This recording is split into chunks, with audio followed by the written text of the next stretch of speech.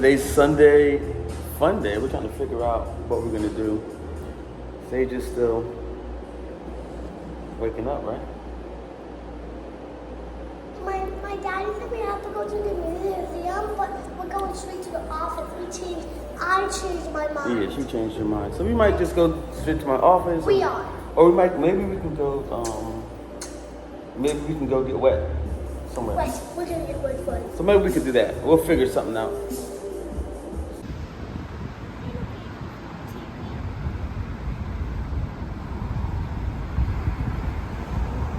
Ended up deciding that she wanted to come to the office. I guess it got too hot outside for her. So we're gonna chill here for a little bit. Maybe when it cools down, we might head back out to the museum, but we'll see. I'm not on Facebook much, but I do post on Facebook. I do it for the purpose of the memory feature. I like being able to post an idea and thought, and maybe a year, 3 years from now, 7 years from now, that thought would come back up at that time. It's like a timestamp. So I just timestamped this idea here on Facebook. I say the modern industrialist, leveraging local content to build global teams, leveraging global teams to build local economies. And basically that's what I'm doing, how my business practice is that I'm leveraging this vlog that you're watching right now to build global teams. That's the first phase, the first step of this of this idea, and that's exactly what I'm doing. And let me just give you an example why global teams. So here goes someone. Her name is Kumu, and I featured her on a few of my episodes. As I'm getting to know her. She's a social media manager. She's out of Turkey, and one of the things that you notice here, and when she responds to me, she calls me Mr. Tremayne, and you go through it, hello, Mr. Tremayne, hello, Mr. Tremayne. Why is that significant? It's significant because in other parts of the world, people that are 25 and younger, they still have levels of respect that unfortunately the people that are 25 and under here in America don't have to this level. Not saying that there's none. I'm not trying to typecast, but you let me know how many 25-year-olds that are calling you, Mr. or Mrs. It's very rare. It's a very rare thing. And with this level of respect and with her talent, this is how you get things done faster. There's a speed that comes in respect and mutual trust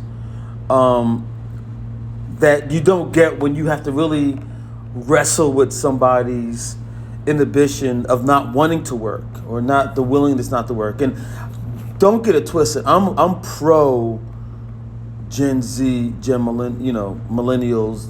I'm pro them. I'm not that person that's going to talk down on them. I'm just saying, I'm going to be clear, in other parts of the world, there's a respect factor that happens that you have to really look hard to find that here.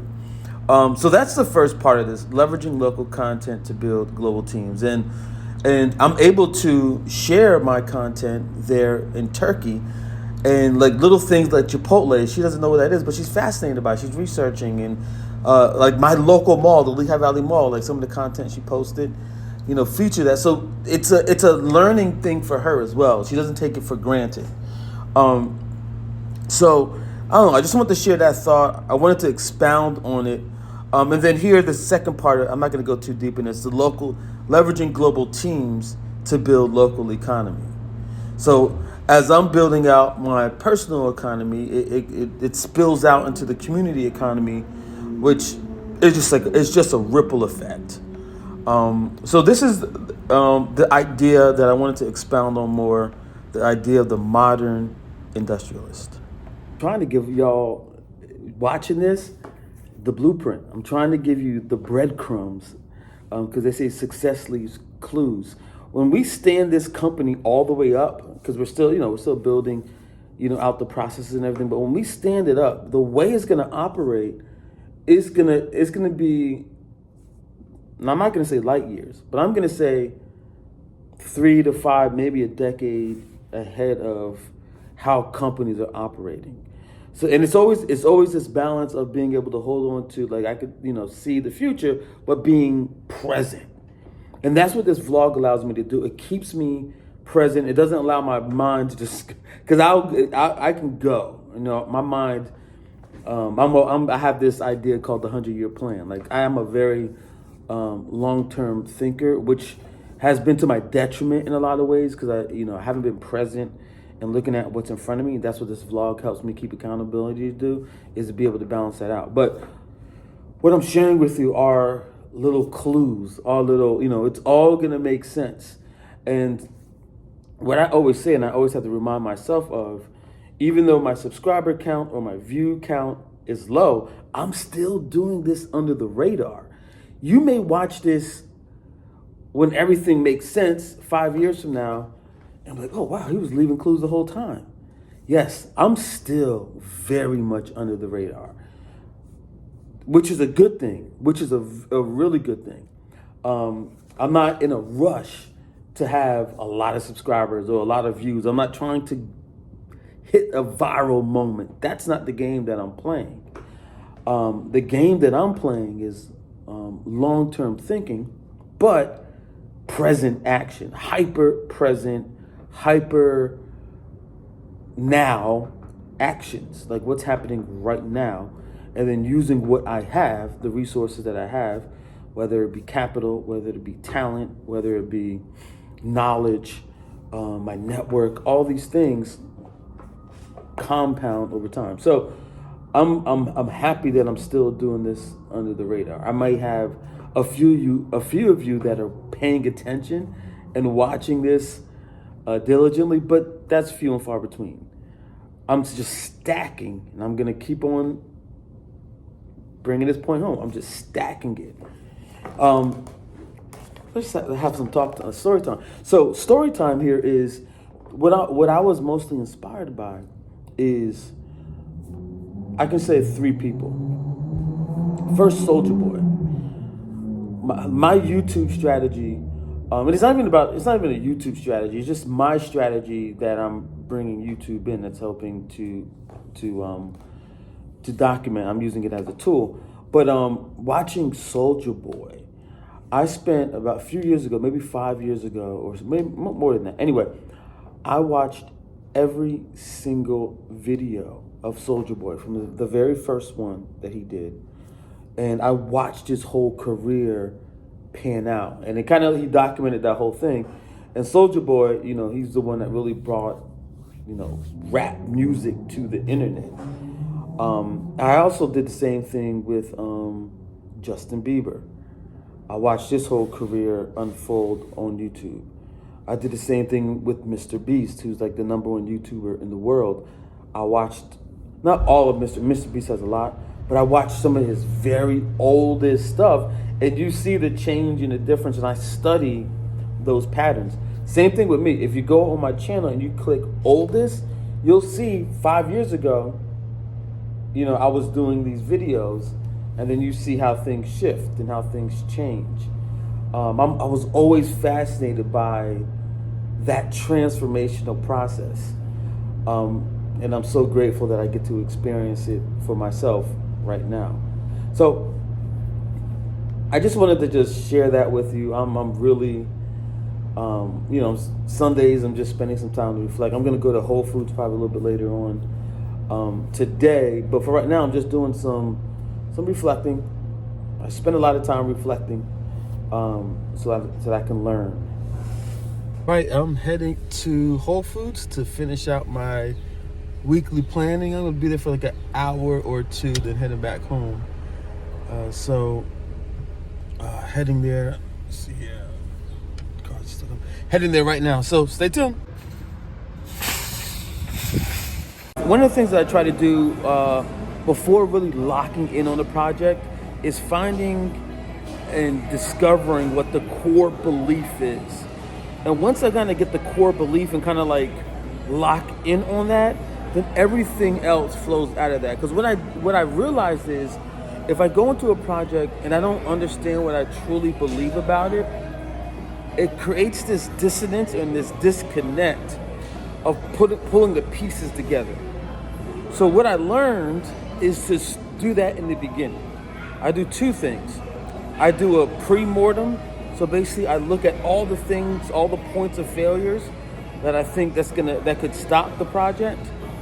And then I look at what's my core belief that I need to believe, and what are the new beliefs that I need to plant in the minds of people who are hearing what I'm offering.